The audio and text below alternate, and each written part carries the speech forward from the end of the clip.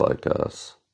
That's what it starts That's the up opening. on. That's Good. the opening. Oh, we're singing songs this morning. You know, I don't have a beverage. You're not getting any of my coffee, I'll tell you I that. already had some coffee this morning. I don't need any more. Okay. I don't need any more. Are you a Good morning, jitterbug? Medusa. Like an old person's cell phone? What? What? I don't get it. The jitterbug? Don't wave your hand at me. Anyways, good morning, everybody. Good morning, folks. Good morning, folks. Today we're talking about boundaries, boundaries, boundaries, boundaries, boundaries. Isn't it great? We don't have any boundaries between us. Okay, well. Yeah, the title of this episode, are we calling these episodes? Sure. These chats is boundaries or bypassing. Boundaries or bypassing or just simple lack of impulse control. Yeah, I've been there. Sometimes I'm like that. I'm like, oh, this person ticked me off. Be done with you. Yep. You know? Yep. I say that every morning. Every morning. So. Anyway. Well, I don't know why my voice got really high or like. I don't know either. But, you know, I think, so talking about relationships and particularly familial relationships is something that I talk to a lot of you about, and I experience with myself struggles with our family relationships and this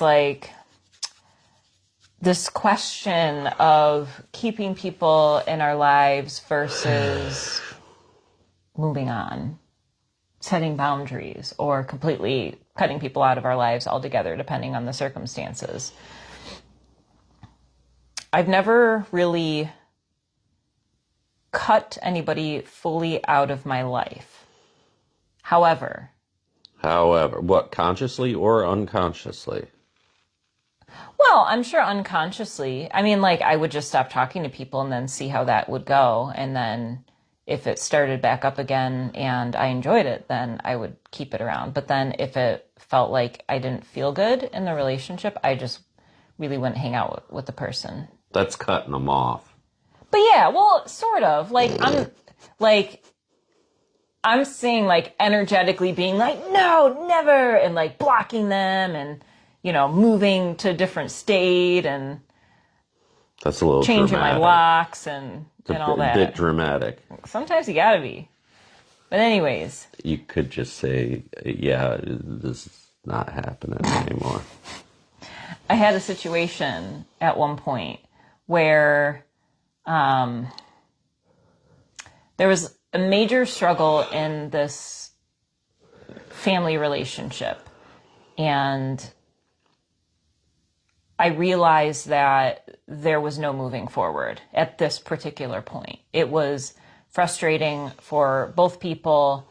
There was fighting happening, and so I didn't pursue a relationship with this person at all. Like, mentally, I closed them off, didn't even think about it, all of that. And then over time, I started to gain understanding that within my own family that we all have struggles, and particularly with like my generation and my family, we have a lot of similar struggles.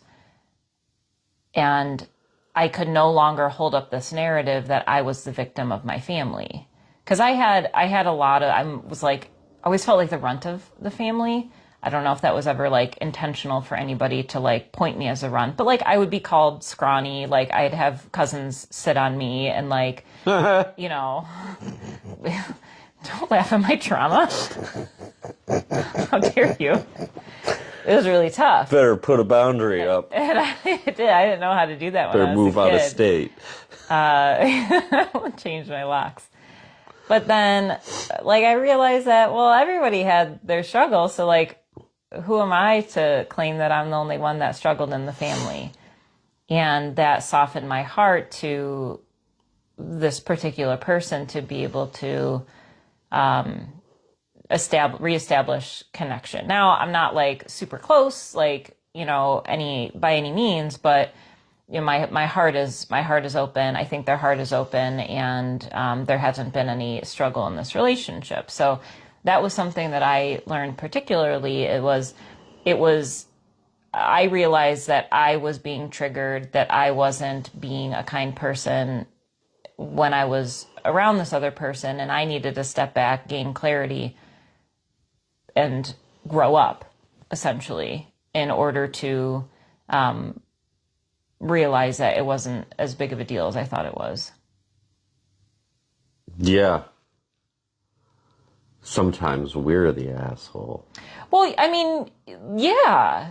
I think that I have been so quick to judge other people and to write people off because of what they have done to me. And that completely limited Any sort of assessment. yeah, in understanding and compassion. Right. Not just, for the other people, but for myself. It's this like self-righteousness that I would feel. Well, you get to dismiss it immediately. When you write somebody off, you get to go, well, none of that matters anymore. That's easy, right? Like, right. So easy to do that. It's really a great way to live your life, I've heard. Well, yeah, but like if you also want to be angry all the time. Angry and not have growth. Deeply rooted relationships. And I think relationships are important, says the president of a spiritual healing community. I'm finding... I thought you were going somewhere else with that. No, I'm finding that relationships and community is really helpful for healing because we need people to reflect back to us what's going on the inside. Well, I once heard a vice president of a spiritual healing community Go on. say the exact same thing. So we both agree that yeah. that relationships are important. Yeah, but I don't think it's just us. I think a lot of people would agree that relationships are important. Yeah, but do we can know that and we can think that, but does it show up in our actions? Sometimes yes, sometimes no. Yeah. Like, those are the kinds of things that come down to mood. Like, some days I'm very, very, very withdrawn from certain people in my life, we'll say. And then some days I'm like, whatever. I'll talk to them. What is the variable? Me. So, like, is it you're feeling like you're more, like, I'll speak to myself instead of trying to figure it out what's over going on here. inside of you. Because I agree that it's mood based, but to go into a deeper understanding of that, it's more about if I need quietness in order for me to understand what's happening in my life, then I'm antisocial. Then I don't have interest in being around too many other people, and particularly certain energies that conflict with this inner voice of mine, because it's not helping me hear what I'm trying to hear inside. Is that bypassing, though?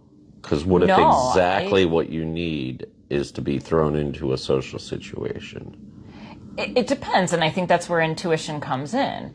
I could use social interaction as bypassing, and that's what I do. That's what I'm really good at. I'm good at hanging out with people and being in groups, because then that distracts me from what my internal voice is trying to tell me about changes I need to make in my own life. So I think it could happen either way. I think solitude can be bypassing, and I think being around other people can be bypassing. But if we are It's for you at tuned home to in. determine. Well, yeah, if we're tuned into that voice and the signals of our body, then I think we'll know, is this a day to be social or is this a day to be quiet? Right.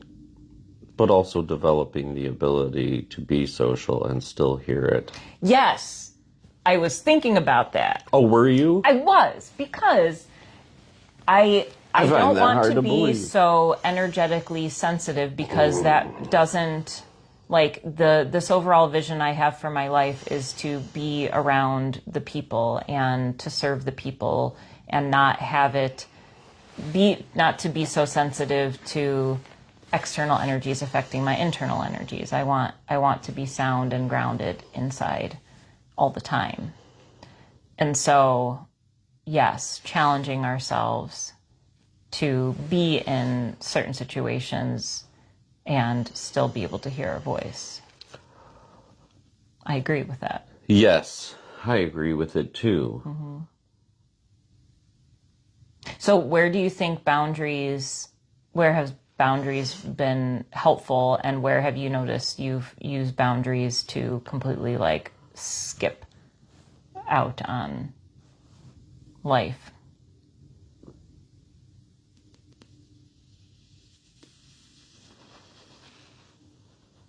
I don't know if I have benefited that much from my boundary making or not. I've never personally analyzed it. Well, now's the time. But for as far as skipping out on life, I don't know if I've ever used boundaries in that way. I mostly when I have boundaries, it's with people who don't make me feel like I'm a factor in determining some sort of movement forward. Like, we can put that in a lot of terms. It's like you could be in a relationship with somebody, or like a romantic relationship, and it doesn't appear like it's moving forward. You can build a boundary there. Or you cannot build a boundary there and just let things be what they are. And, or, like friends. There's a lot of friends that I have from the past that I just don't talk to anymore. But if they reached out, I would. But maybe at one point I said, well, I'm never talking to that person again. I wouldn't have said it so delicately either. But now, as time passes, I don't care that much. But I don't know. I've never used it to escape from anything except for, non-progression. Boundaries, I think, could be like, I like using the word parameters. So if I notice a word is overused, it's becoming cliche, I like to change the word. So I don't really use boundaries a lot. Set your boundaries. You need to set boundaries. Blah. So I'll say parameters. What are the parameters? What feels good to, like, rules within a relationship that I feel comfortable with and that the other person seems to be willing to comply with. Now, in the minutia of this, I think there is a subconscious level of boundaries, parameters, rules that we have on our heart of, well, I will open my heart up this much with this person, but this much with this person. To the detriment of the not at person all sitting next to her. with this person. So I think that there's subconscious layers to these rules that we establish within relationships, and not just relationships with others, relationships with ourselves. Like there's, oh, well, I'll allow myself to feel into this part of my past and these triggers, but I won't allow myself to feel into this part of my past. Yeah, the difference between consciousness and unconsciousness is totally different. Like, because I may not realize I have a boundary until someone's knocking on it, subconscious boundaries. Which is the And then you importance of make a conscious relationships, right? decision. Yeah. That's the importance of being around other people and having relationships, because it's, I don't know, I think I've had this idea at some point where relationships are meant to be like perfect and there should be no struggle. And I have a relationship where there's hardly any struggle. And so like that kind of set the bar, and like there's growth there, like there's, but there's no challenge within the relationship. There's challenge outside the relationship. But I think I have this perception that, well, challenge means that there's a problem that needs to be solved. Yeah, that's not always the case. That's not always the case. As Alan Watts told me the other day, that we think that we have to solve all the problems. Well, Oh, you were talking to Alan? yeah, my buddy Al. Oh. Yeah, he was the one that was banging on the gong last night. No, it wasn't last night. It was this morning. Oh, this morning. We have a ghost gong. No, Ghost. yeah, that's more Ghost like gong. it. No. The gong itself could be possessed by a ghost, and it's ghost gong. I suppose it could be. Gigi. It's recently manufactured. Gigi, that's the name of the gong. I don't think we're supposed to name it. Oh, okay. It's not Anyway. ours to name. Linda doesn't care. Anyways.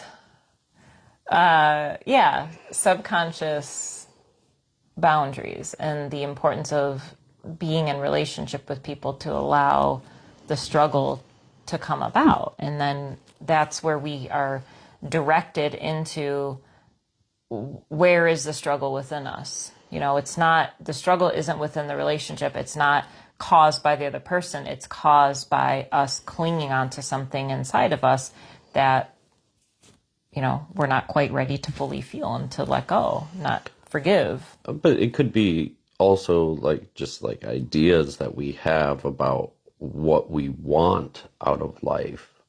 I mean, that can be in terms a boundary. And if that's like a positive boundary, you're saying? Possibly, but within a relationship, it can be a negative thing for at least half of the relationship. Is you have this idea of where you want your life to be, and that other person is not succeeding in meeting you in that journey, and that's where the boundary has to come into play. Is it positive? Is it negative? It doesn't really matter. Yeah. It's positive for one person. It could be negative for the other person. And it could be completely neutral. Right. Like if we have, I like to think of it as, Instead of using boundary, also saying alignment, misalignment. So, if we're walking on the road next to each other and then one person wants to go right and the other person wants to go left, we're going the same destination. But this person thinks right is more scenic. Always go my I want way. to stop at the grocery store. Whatever. We can part ways, and that's just how life is orchestrated. We don't have to make a big deal about it. Right. And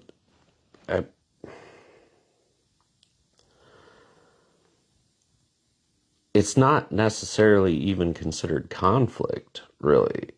It just it's not internal conflict, it's not external conflict, it's just a different interpretation of what our path is. It doesn't have to be. I think a lot of people misconstrue things as negative when their partner wants to do something that they aren't comfortable with doing. That's why we're also individuals within relationships. It's why it's important to maintain a level of independence. Now, if you're in a relationship and your partner's like, well, today I'm going to go, blow up a building or something like that. Yeah, maybe you don't want to be around that person anymore. or maybe you want to call it cops. Or maybe you want to call the cops. But it's not a relationship conflict. You don't have to go to your therapist the next day and be like, man, I don't know how my relationship is going. I had to call the cops on my partner yesterday because they were going to blow up a building. You'd be surprised. I wouldn't be surprised. I wouldn't either. Because we get used to being in relationships where there is constant conflict or struggle or harm, and we stay there because that's what we're used to. You know, Right. I mean, we have situations where there's, an abusive partner. I mean, there's clearly an active struggle there, clearly a misalignment, yet we choose, and maybe it's not a misalignment. Maybe the alignment is that we are meant to stay in that relationship for the time being until we reach a threshold where we can get the courage, get the strength, get the understanding to get out of a situation. Well, the interesting thing about that too is in an abusive relationship, it's not just you that disagrees with what's happening. It's society as a whole. And that should add so much more strength to the situation for you to get out of it, but it doesn't most of the time. In fact, you reject it most of the time because no one else understands. It's different here. Those things come up a lot in conversations about abusive relationships. It's like, you just don't get it, you know? But I think if our awareness can shift to the true nature of what the purpose of a relationship is, because a lot of times that's what's lacking and in the understanding is that what is the point of being in a relationship if it's not functioning not just for yourself but also for society as a whole? Yeah, I like that because we typically lean into relationships or relationship types and partners that we're familiar with. And so, there's if our dads treated us one way, we'll find a partner that reminds us of our dad. That's, or vice versa with the mother. And if the mother or the father was abusive, then we will most likely see that pattern in our partners. And that's what's familiar. And so what I'm hearing from you is, instead of being in this smaller mindset of, this is all I know to be true, because that's what we stay because we don't necessarily know what else is out there. Right. We think that this is what it means to be in a relationship. But if we think more like taking in the masculine way of thinking, the logic into it instead of the emotional feeling of the attachment in the relationship, and we zoom out and really ask, what should or what could a balanced, loving, supportive relationship look like? What could it feel like? And really think about that. And then when we set our focus on that, then it'll start to move pieces into place for us to be able to experience that with others. And I think we need to, and it's like the idea of, instead of looking at the past and repeating archetypal relationships, we're dipping into something completely new to our experiences and getting really creative about what we're wanting, and then keeping our focus on that because that's what feels good. Good. And I think that's really hard to do because we have to think outside the box. We have to think outside of what we know. We're stepping into the unknown. Or maybe we do know and we're just scared. Like, we know what it's like to be in a positive relationship. Or we know what it's like outside of the box. Maybe. I mean, most of us have read books. Yeah, I also think that there's fantasies that get created. Like, it's kind of this screwy mind game where Disney, growing up as a young girl with all of these romantic Disney stories, thinking that Prince Charming was going to come and save me from my situations, that was really harmful for me to think that. And so I would look for Prince Charming outside of me. Couldn't find him. Didn't exist. Yeah, think of the impact that has on the male population. Oh my goodness. Yeah. Because you gotta live if you're not the handsome prince, you're just screwed. Yeah. Yeah. So, and maybe that's a part of when we look into what could be possible. Are we dipping into what society, is framing us to think is possible? Or can this be, like, for me, I don't know, a deep spiritual connection is very important, and Well, that's not something that's really celebrated I want to in come back society. to what you just said, and now that I forget it.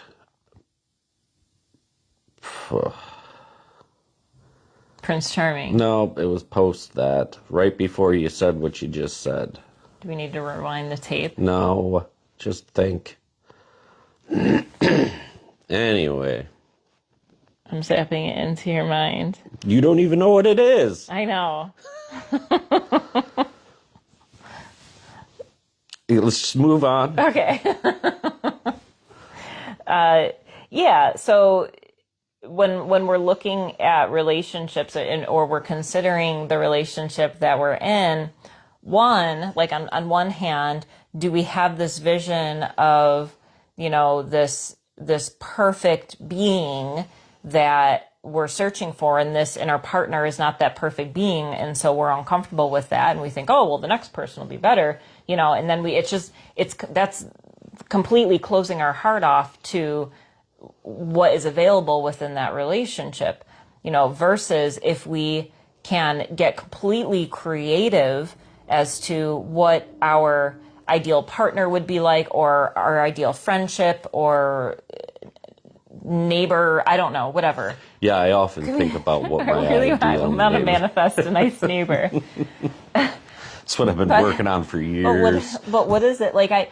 So I've been using the word mirror and opening myself up to experience the mirror image of myself within other people, and that's what I'm looking for. If somebody doesn't reflect myself back to me, I'm not interested, because it means there's no growth. So I you can't see just myself. cut them off. You put a boundary up. Cut 'em They're off. done. Cut Get 'em out of off. my life.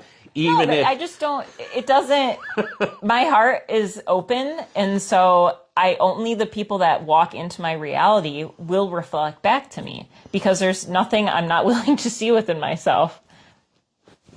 Whatever, it's here. So, yeah, the idea, coming back to what you were talking about before, the idea that is society feeding us this ideal relationship, and you use the word possibility in there, and that was what struck me, because there is the possibility that that will exist for somebody.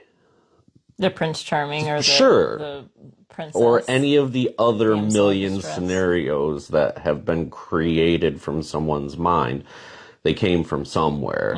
And maybe they're idealized, but even the idealized version of that it's it's possible for that to be the scenario. And some people experience that.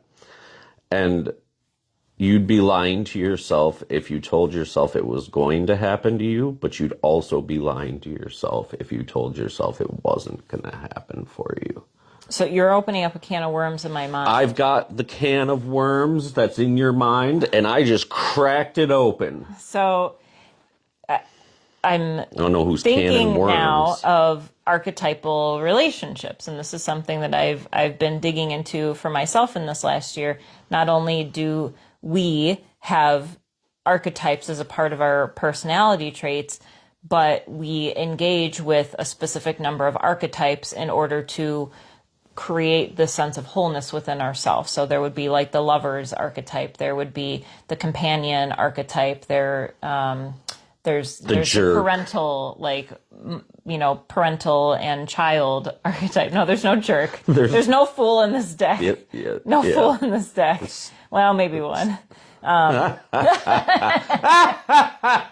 So, but I would say that there would be, as a part of the lovers, I would say the prince and the princess. And there's a partnership that I know of. I won't speak them by name, but I have a friend who calls her husband her Prince Charming. And it's so beautiful, because there's no I don't sense any attachment. There's no, oh, this person's here, to save me and they complete me and all the, like, it's, this person is a complete individual. They love themselves. They, and they call their partner their Prince Charming. The archetype of the lovers, at least in the tarot, is the signal that it's by divine design. That doesn't mean that it's the right thing. Totally. I mean, the image is of Adam and Eve, and Eve was created for Adam.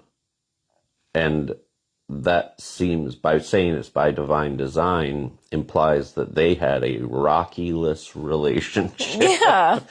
But it turns out they had a pretty combative, disastrous relationship. Yes. In the story, at least. Yes. And that's... Did I interrupt? No.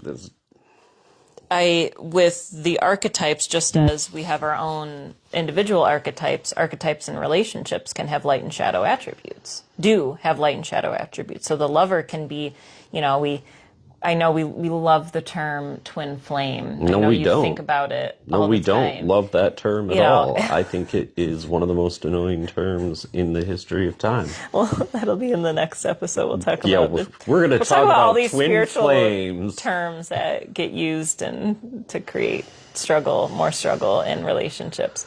So with the lovers, yeah, there could be struggles. There could be an opposition between two people, but that doesn't make them any less of the lovers. And I think we see this a lot in relationships where there's like, we call it the love-hate relationship. This person drives me crazy, yet I want to bone them. Like it's this, like, can I say bone? Thank you for using the term You're bone, welcome. because I don't know if that's what the kids are saying. yeah, of course it's what the kids are saying.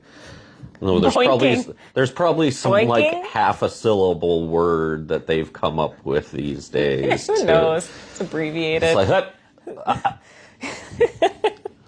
I really want to. Anyways, but so that creates like this chaos. When we meet somebody and there's this heightened passion, but it could go like either way. And so I think this is like that's an archetype for us to bring balance into, like the parent and the child. If in this lifetime we have deep struggle, whether ourselves, it's probably, I would say, come in both, but us as the parent or speaking of ourselves as a child and referring to our parents, if there's struggle in that relationship, then this is a lifetime to start to heal that, and if we don't, we're going to have it show up in other ways. It could mean that we run into, if the struggles with our father, we will see these fatherly figures present themselves in our lives for us to bring balance into that archetypal relationship. So we can heal the wounds of the father, even if they've passed from this life. We can still heal that through developing balanced relationships with people that come into our lives presented as the father archetype. Yep. But if we bypass that, if we set boundaries up with everybody, we're not going to get there. Or are we? I think eventually. I mean, it's natural order for us to... Yeah, wouldn't you rather complete this task more quickly? Well, yeah, that's what Work smarter, not harder. I told a student the other day, I don't know if they're watching, but they were talking about a struggle with a relationship, and I was like, yeah, I hate to break it to you. I said, if this resonates, that's what I say to Did they get to yell, decide. Shut up and breathe at them? No, that was just you when I was hurting you yesterday. But they had a struggle within a relationship, and they're like, yeah, I just kind of wish this person would go away. And I was like, yeah, and they might, but like, I hate to break it to you, but I think that this archetype will return itself to you until you heal it. I do believe that. I've seen that in my own life, and there's still archetypes out there that I haven't healed yet, and I'll be meeting them at some point. Maybe they'll be eating a cheeseburger. Maybe they'll be eating bacon and eggs. You never know. You hungry? I'm starving. Okay, well we'll cut this one short. She says she's here to serve the community. Well, where's my bacon and eggs? Oh my goodness, go get your own bacon and eggs. We ain't got no bacon, no eggs. We ain't got eggs no are bacon too expensive. or eggs. Yeah, I walked by them yesterday at $10.99 a dozen. Yeah, we don't need eggs if it doesn't come to us easily. I'll just start going around and taking them from farms. We'll just get a chicken. So we were talking last night after class about an OP pet, and there was this dog named Elmo that we were going to get. He was so cute. His name wasn't Elmo. No, well, His name was Dave the Wino. no, so we're not going to, in the sober space, we can't name an animal Dave the Wino. Well, he's People will get recovering. confused. He's in recovery. So we're not going to get this dog, I don't think. I'm sure he's already in a home. So we were talking about different animals, and so it was brought up getting a potbelly pig, and then we thought, well, that's gonna be too big. And then Angela said teacup pig, and I was like, and then that would be cute because we could put it in a teacup, and then we talked about a bunny. No, We could get a bunny, I'm not. Now we're talking about eggs. I think it'd be cool if we had an OP chicken. Not in city or Well, village we limits. could keep it inside and hope nobody finds Oh it. yeah, that won't be a mess or anything. It's fine. We'll keep it in your room. Yeah. Anyways, that's a wrap. You don't even scoop the cat litter box. Yep. All right. Well, that's all I'm putting up a boundary right We here. have boundaries. No chickens. Anyways, so what we're trying to say is protect yourself from all other energies. Just cut off all your relationships. Stay at home. Bottom all the line, time. be an individual. Go wander the countryside alone. That's it. Don't really do that. Well, Good. I mean, this sounds like fun. If you wanted 'Cause to. I've done it before and it was kind of fun. Yeah, I've never done that. Maybe someday. All right, folks. Welp, we hope to see you soon. A whelp, huh? Welp. Enjoy the rest of your week. Oh, I gotta get up. Where's the canned applause from the audience? Canned applause. Oh, We should get some. canned applause. That's what they call it? Yeah. A can of applause.